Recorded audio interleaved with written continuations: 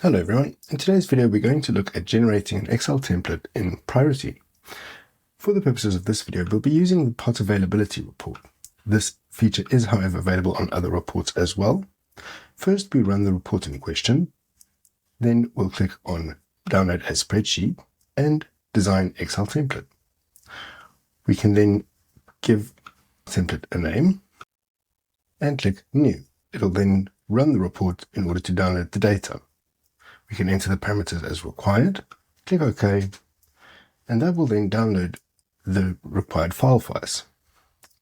We can then open the Excel file, add a new sheet, and we can use equals, go back to the data sheet and select the column that we want to populate.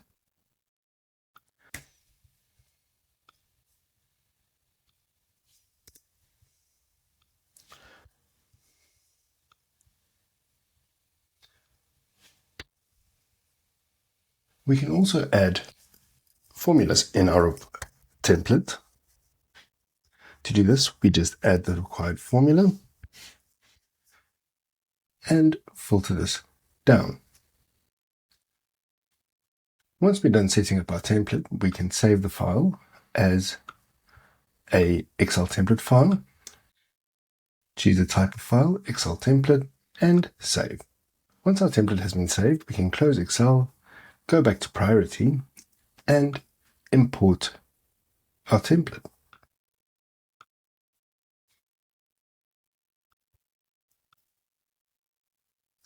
Once it's completed, we can rerun our report, and if we click on Download as Spreadsheet, we should then have a template available. We can select that, click OK, and the report will run as normal. When we then open our Excel file that's been downloaded, we should have a template ready. Thank you.